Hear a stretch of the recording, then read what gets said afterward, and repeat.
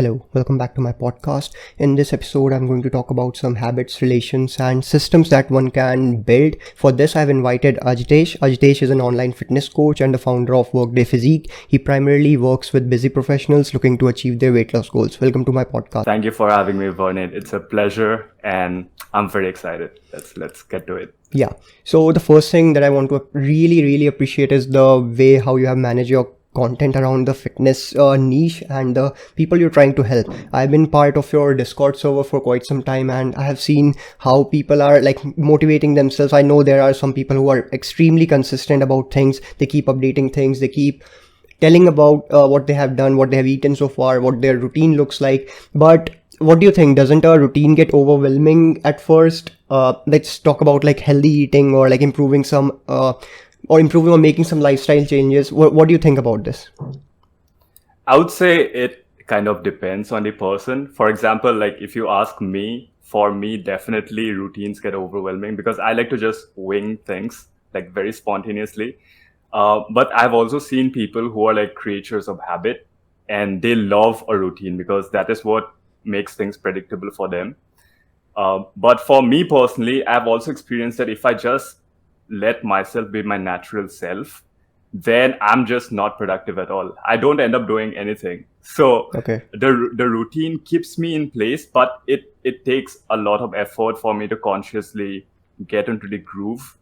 So what I would suggest is that even if a routine does not come naturally to you, in that case, if you're like me, then it would be difficult for you to get started, whether it be with your health, whether it be with your work, whether it could be related to anything.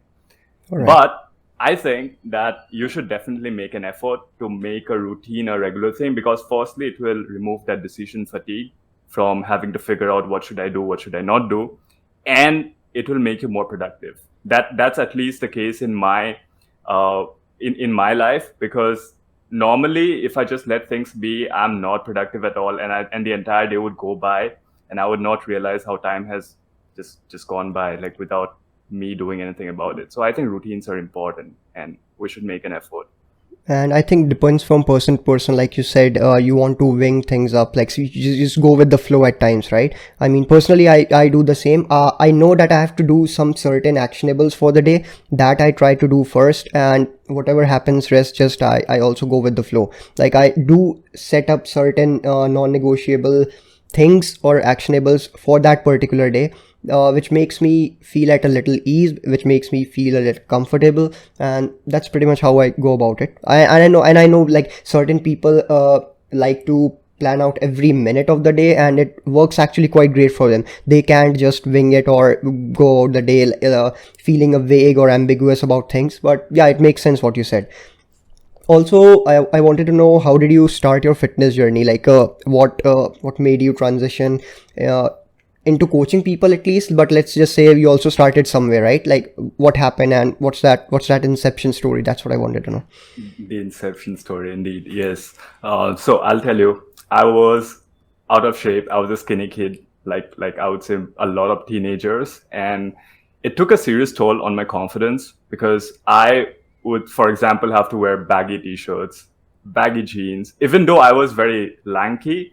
But you know, like when people are very skinny and you wear fitting clothes, it makes you look even skinnier. Yeah. And it really takes a toll on your confidence because you don't feel good about yourself. You don't feel like you can wear clothes that you want to wear. So that is where it started, I would say. And at the same time, I would say that I have never been a very athletic person. Apart from my weight training, like I'm not a very sporty person in general. But my father, he has always been athletic, like since school, since college, like he played a lot of team sports.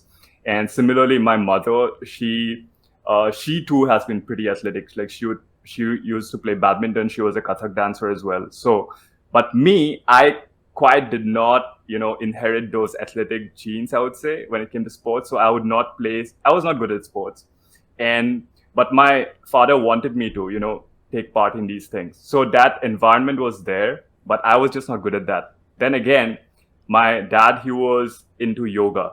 So he still practices yoga and he has been doing that regularly since 2004, 3, I think, like for a very long time. So when I was in school, he got me into yoga, but that is something I did not enjoy at all. So I did not like that. But I knew that, there was that constant push to pursue Yeah. physical training in some way. So when I felt like, I needed to do something about my body, like put on some size, do something, that typical teenager thing. Yeah. And Yeah. I've always been into like superheroes. I love that, the superhero, everything about superheroes. So I wanted to do something about it, get into training. So I think I was in class 10 or 11, and I told my dad that this year on my birthday I want a gym membership. So that is what I did. I got a gym membership. But even before that, I was experimenting with things like P90X and all these home workout programs, Okay. which did not do much. But and you'd remember, like at that time we did not have Amazon where you could like Exactly. just order Yeah. home equipment. So I did not have a pull-up bar. I did not have anything. I would hang on the door to like do pull-ups, which was very Got it. inefficient. Yeah. And so that is how it started. Then I got the gym membership. And since then, you know, spending time on bodybuilding.com forums, T Nation forums, just like simplyshredded.com, The classics.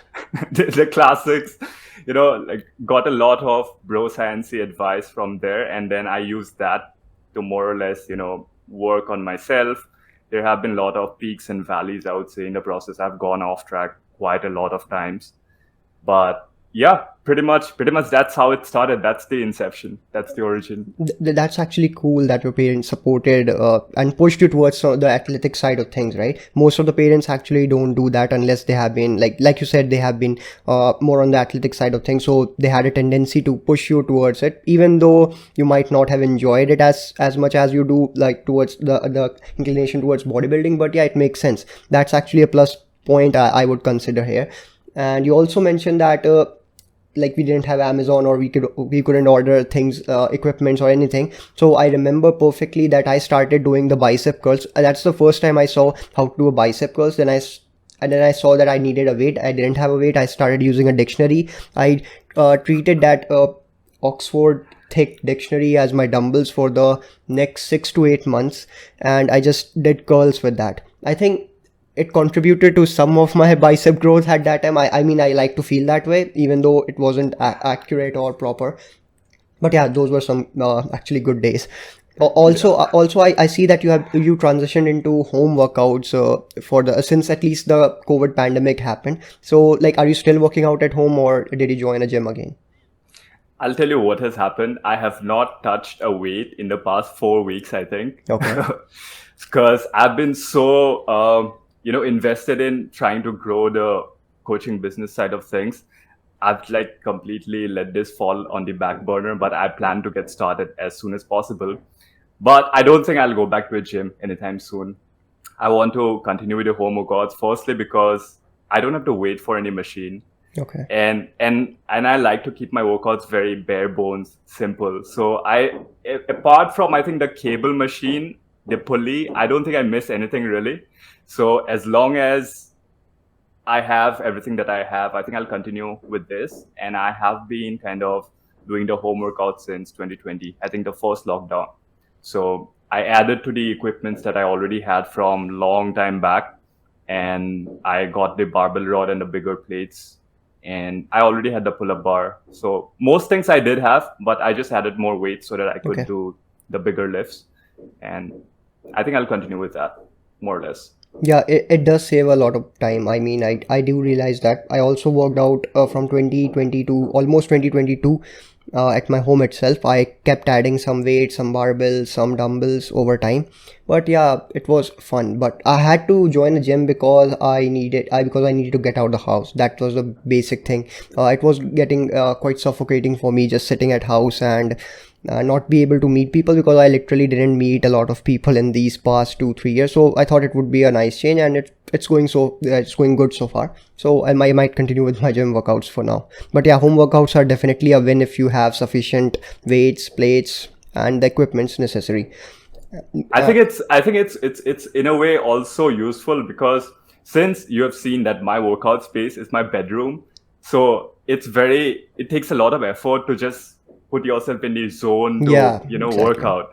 But when you go to this gym, you know that this is like a nice workout space. You feel like working out. But here it takes that extra push and you feel very lazy. So I think that is another bonus Yeah, of I mean, having a if you're gym able to membership. work out at home consistently for quite some years, that means you're like doing pretty good than most 90% of the people, I would say. Most of them give up after a couple of weeks. I have observed this trend. But if they join a gym, there's a chance that they might continue couple of more weeks. But it's just a normal comparison that I noticed. But yeah, it Yeah. does definitely take up a lot of effort to work out at home with all the environment setting around you. And yeah, it makes sense. I also see that you are quite interested in the psychology aspect of things. I saw that you like I mean, I still see that you tweet a lot about things that run into your head, and most of it makes sense. But do you think you have to understand the human behavior to that much depth, or like is there a threshold that we can just stop? And I mean, I personally enjoy like reading about psychology and how the human brain works and how people interact and the behaviors around the same. But do you think we actually need to understand all of the rationale behind every single action? I mean, I have all observed this as well because you're very into Jordan Peterson. I Yep. know that. Yes. So I think for me personally, understanding human psychology has been useful because by default, I would say I'm not very attuned to people's emotions, I would say, because I'm a very logical person. And sometimes it can come off as very mechanical to a lot of people. And I have had experiences in the past where people are hurt by my actions, my actions unknowingly, and sometimes I don't know how to deal with those situations well. And I feel like just understanding human psychology has helped me improve my skills in that matter, because now I know that different people have a different way of approaching situations. Different people have different motivations which may not be similar to mine. And when I'm able to meet them where they are coming from, it helps them feel more understood. It also helps them understand my perspective better, and it reduces, I feel like, the conflict side of things. So that is something which has really helped me out, I would say, in my personal relationships as well as talking to like other people in general. And it also helped me in the confidence aspect of things because I got into weight training so that I could feel better about myself, so that I could portray myself the way I wanted to, so that I could do the things that I wanted to. But I feel like without the psychology aspect of things, that would not have been possible. And you see this a lot. A lot of people get in shape, but at the same time, they're not able to quite become the person they thought they would become, like once they get in shape. So they're still held back by their prior beliefs. Hmm. So I think it does help in the sense that it will improve your relationships with people, no doubt about it, and it will help you get a better understanding of how social dynamics work, how personal relationships work. I think it's a you probably don't need to go into much depth. I Yeah. mean, I don't do, you know, I don't like to read about things which I cannot apply in the sense like right away. Hmm. So my understanding of psychology is mostly based on the application side of things.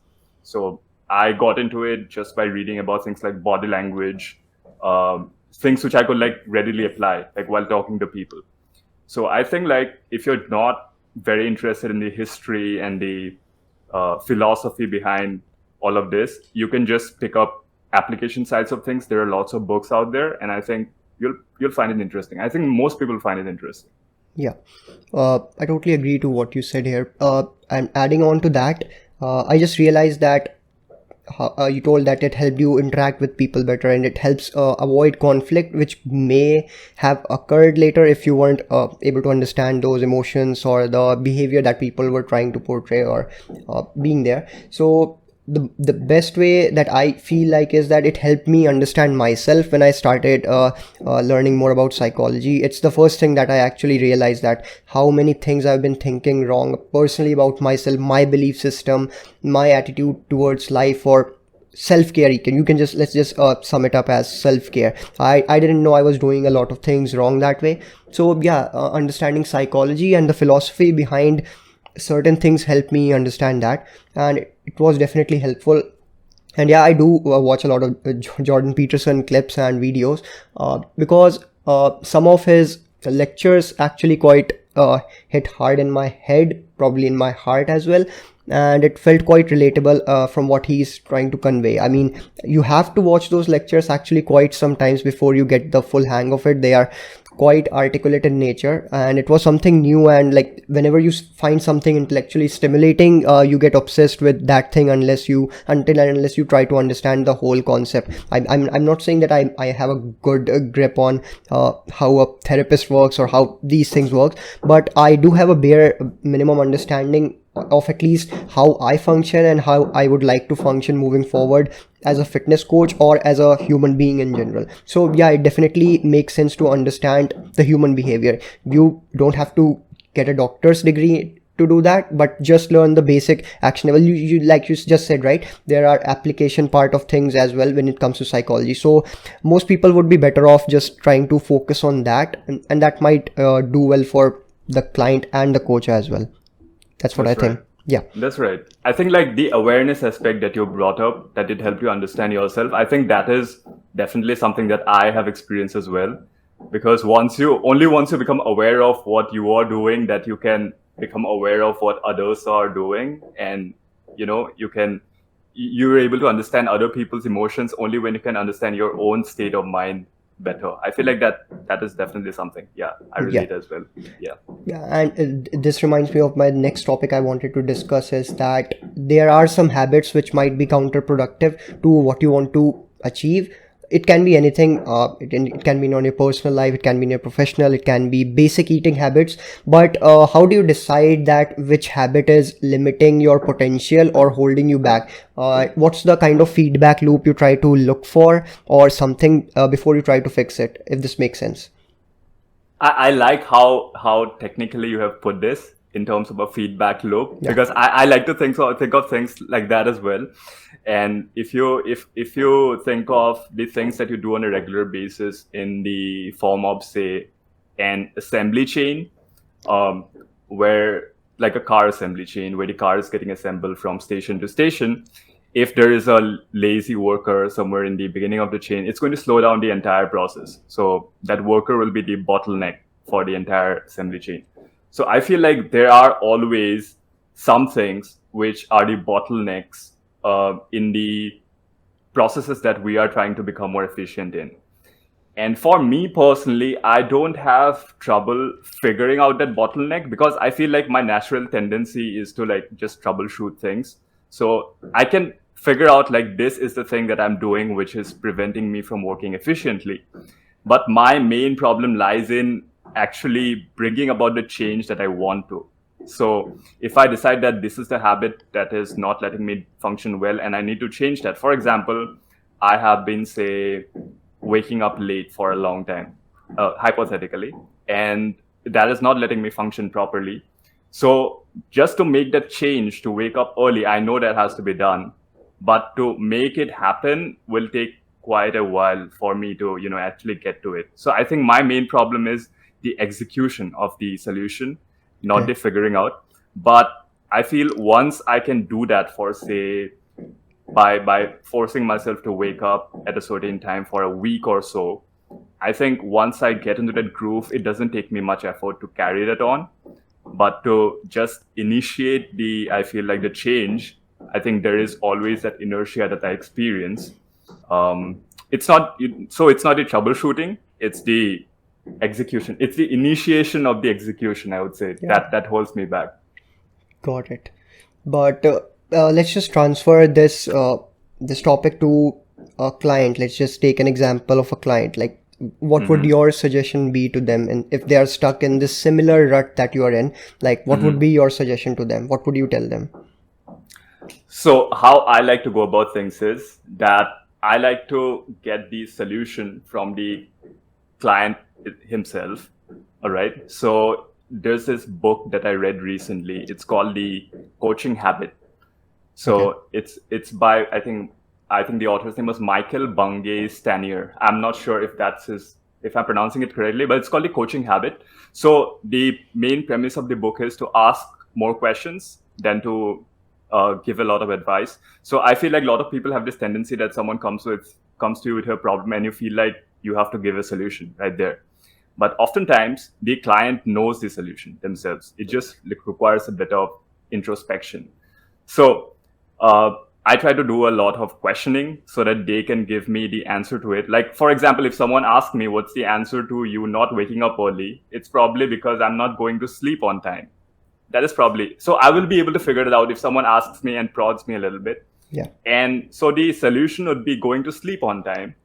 And I would then hold the client accountable to make sure that they are going to sleep on time throughout the week. Like, once they give me the solution to their problem, my job becomes just to hold them accountable and make sure that they are doing what they said they're going to do. So that is how I like to tackle it. But this book, I feel like it really helped me. And I would actually suggest, if there are coaches who are listening to this podcast, they should read this. The Coaching Habit, this is actually for business coaches, so executive coaches who coach, managers. And so it's written for those. But I feel this works so well even in a fitness coaching scenario, where if you just ask a client about why they could be facing problems, what do they think could be a potential solution, oftentimes they are able to figure it out themselves. Then it's just a matter of making sure that they adhere to the solution that they came up with. And I think that's what good managers do to their teams as well, right? They don't like force, or they just don't keep giving advices. They keep taking constant. A good manager always takes feedbacks and how to improve the systems and everything. So yeah, it's definitely transferable from a fitness coach perspective as well. But yeah, it makes sense. I also haven't read this book. I might just get it and read it soon. It's a good book. You should read it. Okay. And like we're talking about the habit part of things, but why do you think the start is the biggest challenge for most of the people? Once they have started get into a routine, it gets generally easier. It's the first week. Suppose if you're training a newbie, a person who has never went into the gym or quantified their meals or anything, like they don't remotely understand any of those basics or topics around nutrition or exercise. I'm talking about nutrition exercise because this is the theme around that what I'm trying to discuss things.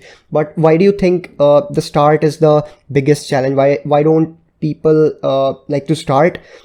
And what's the biggest roadblock that you feel is hampering their progress or that initiation phase?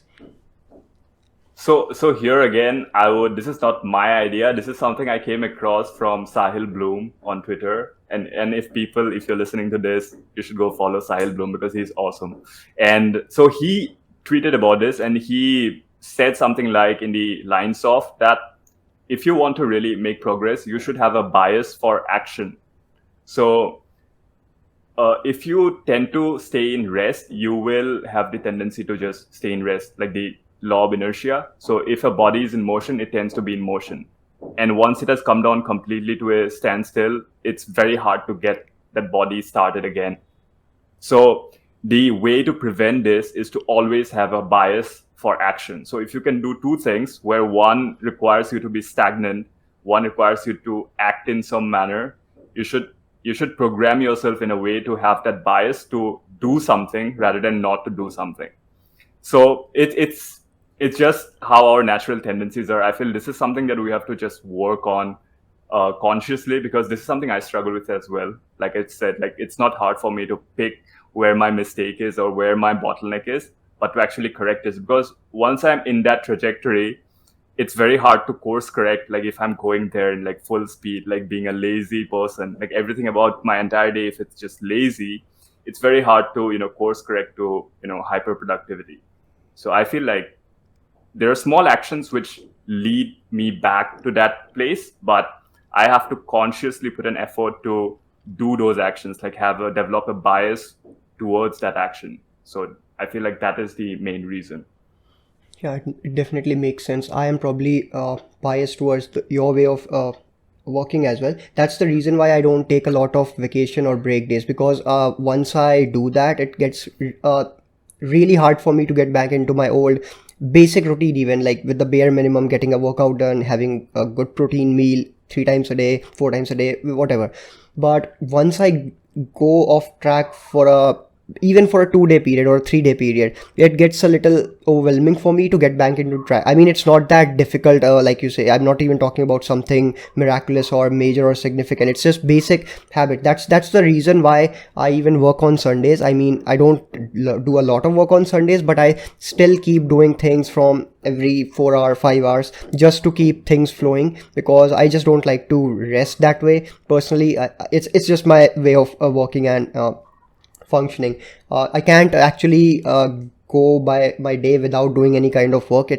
I don't know if it's a positive side or a negative side, but I like to work a lot. I'm just crazy about it. But yeah, it makes sense. You have to have that bias towards actions. Like you have to consciously make that choice as well. It gets hard, but I don't think it's actually that hard when you think of it over a long period of time and the rewards that come along with it. I think you should keep that image in the picture, like delaying gratification. Basically, you have to delay that gratification, but you have to keep putting those small actions, small effort. You don't have to go all in 100%. I never ask my clients to go 100%. I should probably ask some of them, but most of them I never tell them that you have to 100% stick to this particular exercise schedule or regimen, or you have to lift this much weight or sleep at this time. I just, like you said, it's basically the similar approach we have been following as well. I ask them what options do they have, and I also make them choose from the options that they have provided. So basically you have to guide them in that sense so that things get started, and we can always optimize things along the way. Agree completely. Yeah. Also, the next question is, the first thing I wanted to know before I ask the next question is, what time do you generally sleep and what time do you generally wake up in the morning? All right, this is a difficult question to answer because lately my schedule has been off, it's been out of whack. So Yeah. I need to go back to my own answer from that first question and develop a routine. Okay. Because I feel like I'm doing a lot of things, but because I don't have a routine, I feel I've not been as productive. Yeah. I mean, I probably spend a lot of time just trying to, not feel tired, feel very focused. I feel like I'm putting a lot of effort in those areas as well, which would not be the case if I was actually sleeping on time. But lately, I would say I try to go to bed by 12 at least. And then I try to wake up. I don't think waking up is a problem because nowadays I feel like really motivated to wake up. Sometimes I wake up like at 4 a.m., like even after I sleep at 12 a.m. But yeah, I need to fix that definitely. I need to take my own advice a little bit. More Yeah. seriously, yeah. Yeah. Okay. So the next question I was going to ask is, what helps you get out of the bed early in the morning? Like you said, waking up is the easier part. You are motivated. I do feel the same way on some days. Like you just pumped and you just want to get the day started, and I mean, it just feels good and you're filled with energy, even if you have slept for 2 hours only. That doesn't matter at all. But yeah, what gets you out of the bed early morning? What drives you? Yeah, so this is something that varies from, say, month to month, week to week, depending on the kind of project that I'm really focusing on at the moment. But right now, I feel like it's just the coaching aspect of things. It's building Workday Physique as a brand that has been like occupying my headspace for so long. And every night when I go to sleep, I have some kind of idea that I want to execute the next day, and it's like this sense of urgency, this impatience that I have that I want to wake up. I just want to work on it because some things are like really fun. Like I really love, say, producing content, recording podcasts, doing these things. Like I feel like this is something I've really grown to enjoy. And just the thought of anticipation of doing the next episode, putting out the next piece of content, talking to someone new today on social media, just doing something which helps increase the amount of impact that I'm creating. I feel like that is the prime motivation, like currently. And that is what like, it gives me that buzz. And I really feel like, I need to get up and do this. Like, it's very exciting. It's basically a healthy drug for you, right? So you get addicted to it and you want to keep doing it more, but you just have to maintain a balance where you don't just burn out and crash as well. You have to be True. mindful about that. So True. yeah, it makes sense. And like motivation is something that's important as well. I personally feel motivation has been downplayed a lot in the recent times. I think motivation holds an equal importance to just like other things. It might not be constant on each day, but I strongly feel that it's one of those important things that pushes you to do something miraculous or something big that you didn't even expect out of yourself. So what's your take on the word motivation, and what do you generally think about those lines? I do agree with you to this to a huge extent. In fact, when I get clients on board the program, I do a pretty comprehensive goal setting exercise, and I'd like to repeat this every 4 weeks. So the goal setting exercise will have things like why they want to do this. So their main determinant of why they want to reach their weight loss goals, what will they become capable of once they achieve that goal? Like, what can you not do right now, which you will be able to do then? So it gives a lot of clarity on what they're actually trying to aspire towards. It's usually not a weight number. It's usually the life they would have after that. Maybe it's like wearing a certain outfit, maybe doing something. So it's that deeper why that they're able to figure out when they're writing it down. And when they come back to this, say after every 4 weeks, it gives them that opportunity to reflect and reaffirm that, so that it's not something like a vague idea in their head. They have solidified it on paper, and they're able to use that as like this north star, you could say, or a guiding compass, because every person has a different reason for doing things. Yeah.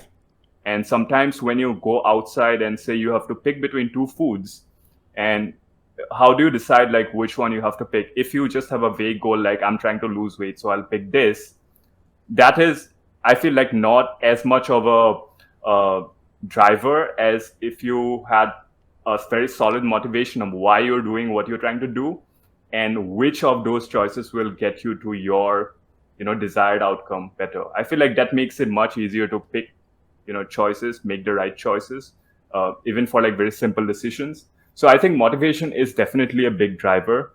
But when people usually talk of motivation, they think of it in very surface level terms, I feel.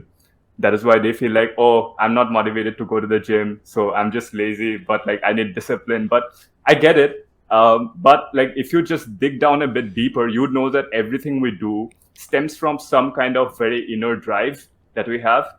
It's different for different people. But once you can really become aware of it and tap into it, I think it's just a tool that you have, and you can use it to help you progress. I feel like that's the way I look at it. Totally makes sense, right? I completely agree with this point, and I especially admire the fact that you do this exercise constantly every 4 weeks. That's the important thing, because sometimes just doing it once with them is not enough. I have made this mistake in past where I just did that comprehensive client check-in initiation and everything, but then I later realized over the years that it's good to actually keep repeating those things, because sometimes they lose that track and the perspective from why they started, and then everything gets lost if you don't keep reminding them, maybe in a subtle manner. So that generally helps. Also, the other thing about motivation is that I personally feel that, especially when I'm trying to lift heavy, I'm just taking an example here, when I'm trying to lift heavy or maybe attempt a PR for myself, or just getting back to heavier weights after a long time, sometimes you are just scared of doing things, even though you can actually do that, if it makes sense, because I know there's this fear, you hold yourself back, that you sometimes judge yourself that you might not be able to do this, even though everything in the world is making sure that you are going to be able to do it. But it's just you're not taking that first step, like we discuss about, and why don't we start, why don't we take actions, that kind of thing.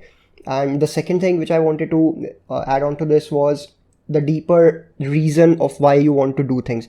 I learned this in a mentorship that I did in 2020, I think, the 5 why rule. You just keep asking why till you get to the root of the problem, why you want to lose weight. There's always a deeper reason. People just don't know what it is. Maybe you have to help them understand why they're trying to get there, why they just want to lose 10 kgs in the next 8 weeks or 6 weeks. There's always a bigger or a deeper reason. It could be something which is unhealthy, but that's not for you to decide. You can just tell them that how to set the realistic expectations, right? Because that should be ethically on your part when you like consult people or train people. So yeah, these were the thoughts that ran in my head when you were discussing about the motivation side of things. Yeah, true. Then there's another thing that I recently added to the comprehensive check-in. This is something that I came across quite randomly from some Instagram page, Okay. and this was someone else like talking about their check-in process, and they have this question at the bottom where they ask the client to leave a message for themselves for the next check-in. So Okay. it says, leave a message for yourself for the next check-in. And I have had some people who write in things like, I will make myself proud by losing 2 kgs over the next month. So when things like that come up, like it gives you that opportunity to reframe that with them and ask them like, that you don't really have control over the results. So you cannot feel proud for losing 2 kgs, but you could feel proud instead for doing these things in the process that you said you will do. Yeah. And when you're able to do that instead, and it helps them, change their own perspective. And when they go through this month, they will be able to, tackle their tasks much better because they know that they don't really have control over the weight that they're losing, but they do have control over what they're doing to get there. And if they have done that 100%, the results will be inevitable. Yeah, and there's a chance they might even lose that 2 kgs that they were looking for. True. Yeah, True. makes sense. Yeah. Also, the next thing that I wanted to ask is how do you set systems for people that you coach? Because every coach has a different way of coaching people or training people. Everyone has their own systems and things how they like to handle. Some could be, some of them could be their pet peeves, like they do want to do certain things certain way. For example, I got a small software built for my website like 3-4 years ago, which I thought I would be using for coaching people, creating programs, but I've never used it since the first year. I switched back to Excel because I feel comfortable using Excel sheets. It has some emotional attachment or some things to it, but like let's just say, what are those 3 things or 3 ways that you set up some systems for people you coach, basically regarding any goal? It could be for any goal.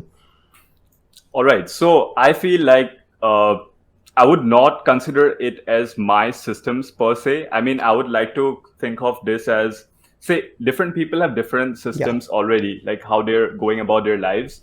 What I like to do is maybe like inject, say, a string of code, you could say, Okay. into their current program, so that it aligns with their current goals. So, for example, there are people who I have worked with who are very into meal prepping. I mean, they already meal prep in the sense that they don't like to waste too much time on food, so they prep their lunch ahead of time, and they that is how they do things. Yeah. But they're just not doing it the right way, so they're prepping like the wrong things, for example.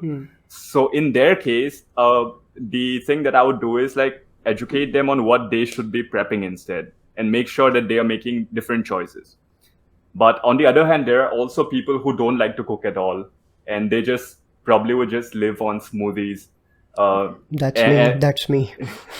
That's me as well. So for these people, a meal prep system imposed upon them will not work so well. So I feel the way I like to go about things is that I first figure out where they are at currently, and then, like I said, inject a line of code that fits into their program, and go accordingly. And that is the main thing. But I feel besides that, the systems that I would use are firstly just a lot of talking. I would say a lot of asking questions. I think this is so important. I feel like this solves a lot of problems by itself instead of me telling them what needs to be done, because this is again like a psychological bias that we have. We don't like being told what needs to be done. Like if someone is telling you do this, like you don't want to do it. But if it comes as a suggestion from yourself, then you're more likely to follow it. So it's like the law of consistency. I think that is what it's called. Like once you say that you want to do this, or you are going to do this, you are more likely to follow up with actions which are consistent with your earlier words. So that is what I like to use. That I like to ask questions so that they give me the solution themselves. Then my only job is to keep them accountable. And because what I usually see is that because I work only with the general population, I don't work with any athletes. Okay. I leave that to the experts who work with athletes. But For the general population, the main problem seems to always be adherence, consistency. I feel like, and accountability. I feel like these are the core problems that the general population come with. And so instead of me giving like a random pre-made solution, I try to figure out what their exact problem is. It's usually that they don't have someone to hold themselves accountable. So that is what I provide the solution for. I hold them accountable for their actions, making sure that they are doing the things that they themselves said they are going to do. So Yeah, interesting. yeah, It's actually quite simple what you have conveyed in the words and the statements that you said. But yeah, it's definitely need of the hour for every coach probably. I mean, you should ask questions. You need to ask questions. Maybe bug them a little more than you should have thought, but because it generally helps once you understand where they're coming from. Because generally on the first call you won't get to know the person at all. You need to have some more conversations with them. that's yeah, that's another reason why I exhaust myself, because I spend a lot of time calling people, interacting with them. Sometimes I feel like I'm getting too much into the flow, but I think that's required for me to make better decisions for them. So but yeah, in the end it all mostly generally sorts out and they're happy with what they have achieved and everything. So yeah, that's another thing. Also it's like for the general population clients only, one thing I keep seeing that people say that you should educate people and make them aware of the choices in food. So by educating, I definitely feel like people are trying to educate the clients about the technical scientific aspect of things, but which is not the education that they need. It's something different. So it's a big mistake which I see people making a lot of times, especially when someone is trying out to like build a name in their industry or something.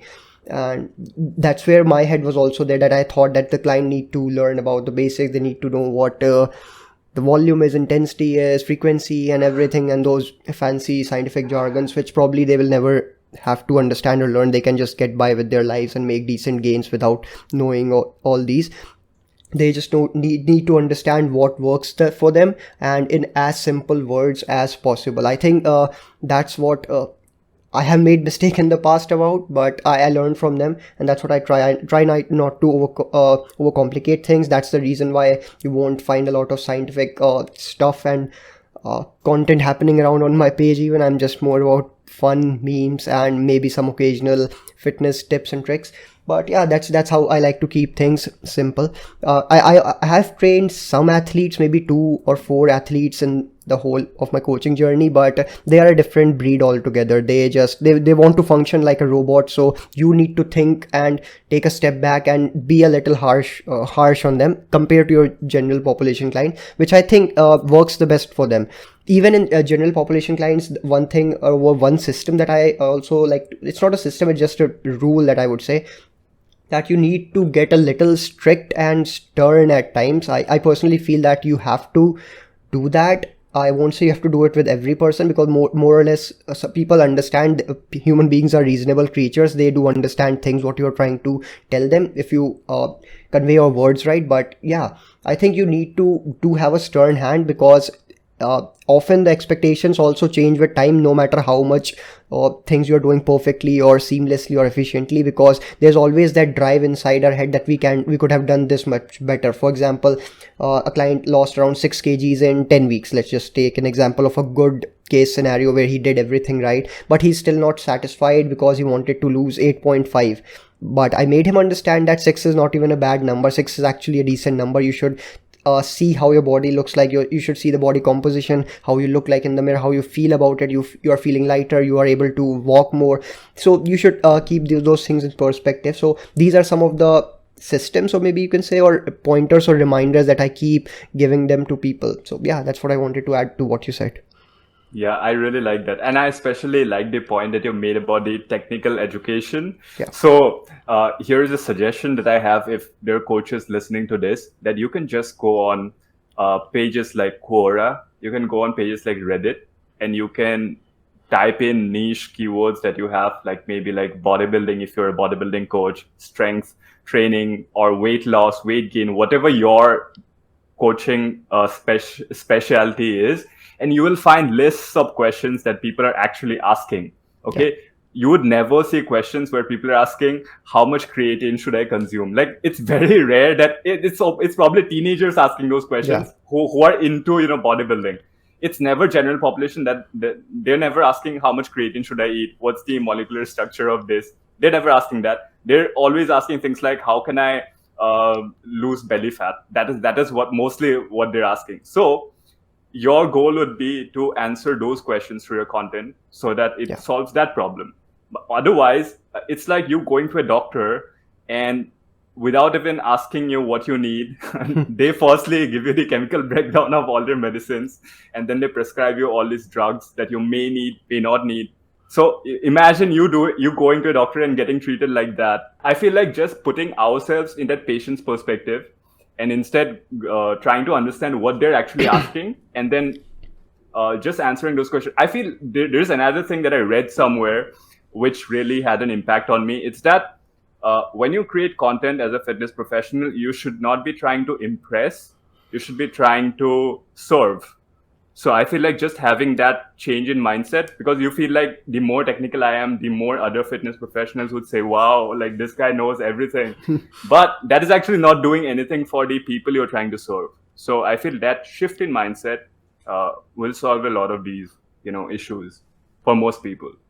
Yeah, it makes sense. And regarding the content creation part, I personally live by these two rules. It could be stupid as well, but I personally like those rules. That first is your content either should entertain people or solve a problem. Those are the two rules that I live by, and that's how I program my entire content, images, videos, or anything. That's just two rules that I adhere to very strictly when it comes to this. And it's not like I'm forcing myself to be some guy who's trying to be funny or who's trying to, it just comes naturally to me. My head works in that certain way, so that's what I'm trying to do, capitalize on my skills that I have.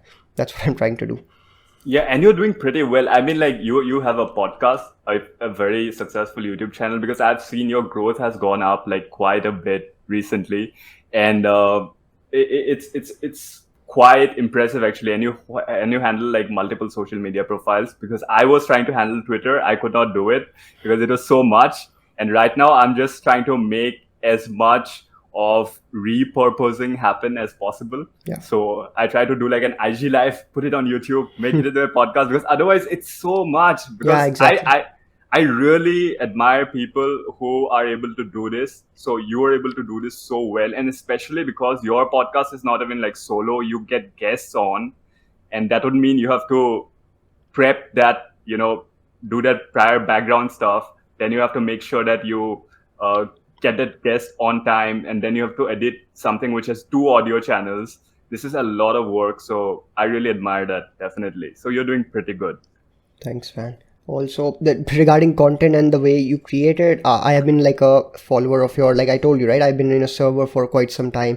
I have been reading your newsletters recently when you started. I think you started newsletters consistently a couple of weeks ago. Before that, it wasn't that consistent, I feel. But yeah, like this has been consistent, so I enjoy reading that. I have visited your website. I have gone through the freebies that you provide as well. So yeah, that I always aspire to do something of this in my own way, but I never I did probably partially or half of it. I still have that dream that I will have a newsletter of my own. I'll start sending out emails and write something, but that's something that I never did. But yeah, I'm trying to balance out whatever I can at the best of my game, because I understand that I can do everything, and I need to do things at least in a decent manner, so they are not half cooked as well. I want to finish off things neatly, and they should be wrapped up and ready to consume, and someone should probably find value out of it. That's my goal. True. And you're doing a good job at it, so it's all good. Yeah.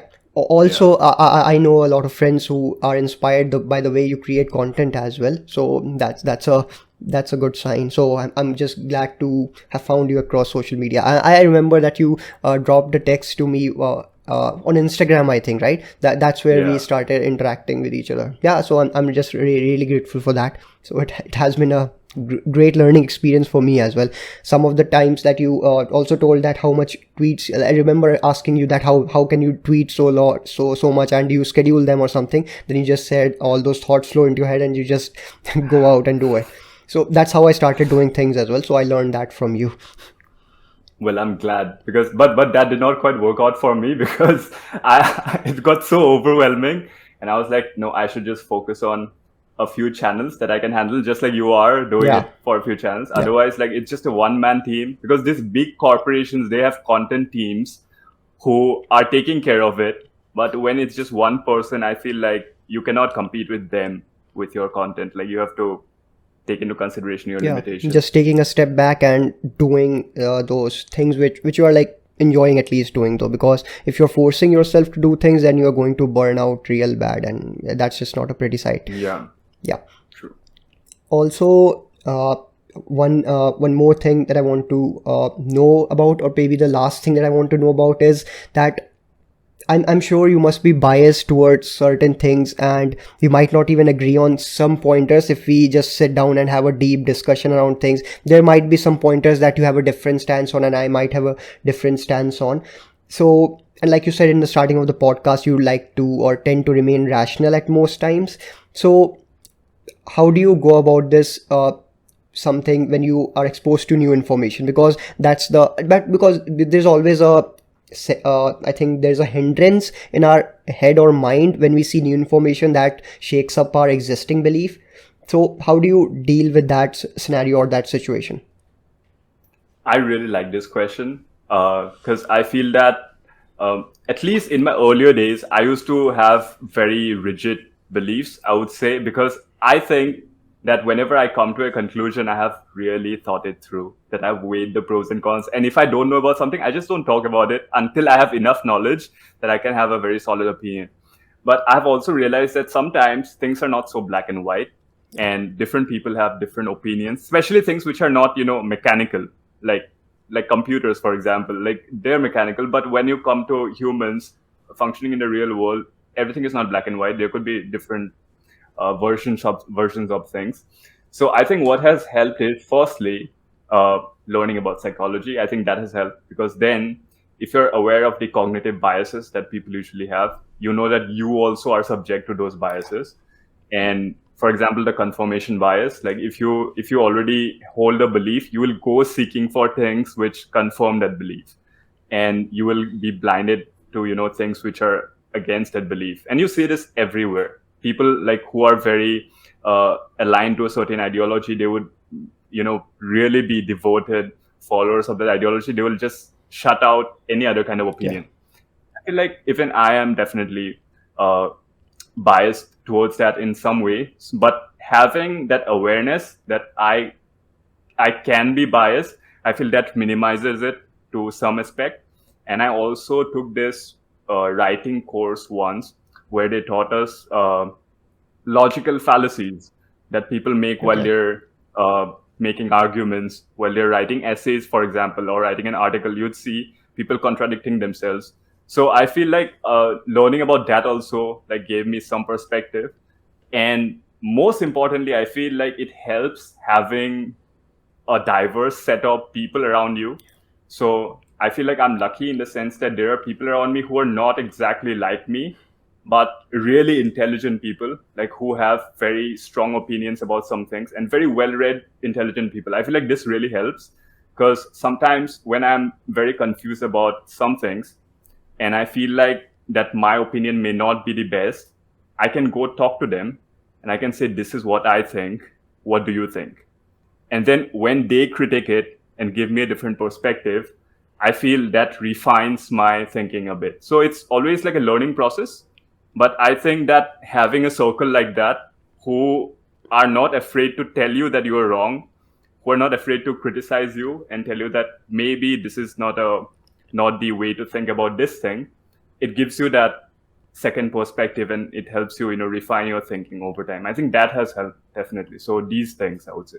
Yeah, that's neatly summed up. I actually like the how you talk about getting to interact with people who are smarter than you, because I think there's always someone who's going to be smarter than you at any point in your life, and that's something which interests me. But it's just sometimes like I think too hard, and then I see someone who has been doing this so easily for quite some time around the same topic, and it just I'm like, wow, how's that happening? So yeah, definitely talking to them helps. Another thing that I would like to add on to this is, when you're exposed to new information, the first thing you should uh, take care of is to not get offended by any kind of information. It doesn't matter if the information is correct or shaking your belief, or if the information is stupid or just misinformation. You just have to be patient and not get offended by this, and not attach your existence with that particular set of stance that you have had for quite some years, maybe months,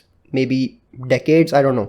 But yeah, I think people get quite too much emotionally attached to certain things, that they feel that the argument that is being made is not just towards that particular science side of things, but to their existence itself. And that really triggers people, and that's just never a pretty sight to have. And it gets messy and it gets chaotic. And I keep seeing this maybe like every other day or every 2 days, that people get emotionally attached to certain biases.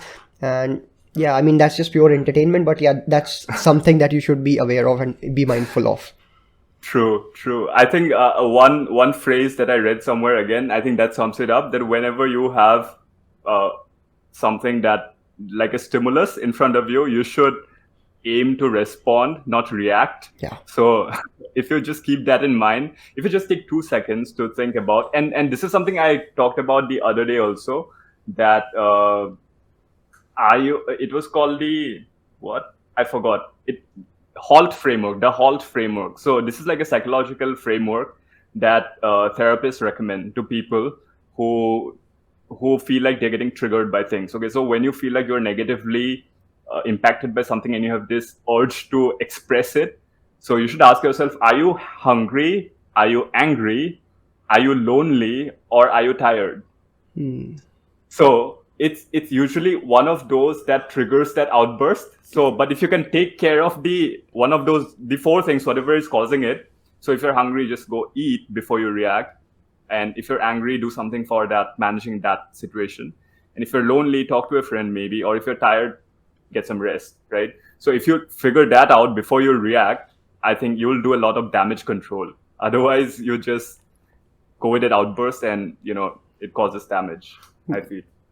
That's actually interesting, that HALT framework. This is the first time I'm hearing about it, but I do understand why that framework exists, because I read that in Dr. Peterson's book, that 12 Rules for Life, in that which he shared a case study or an example with his patient, where he was trying to figure out why that particular woman was not improving after his consultations, and the practice when he was doing.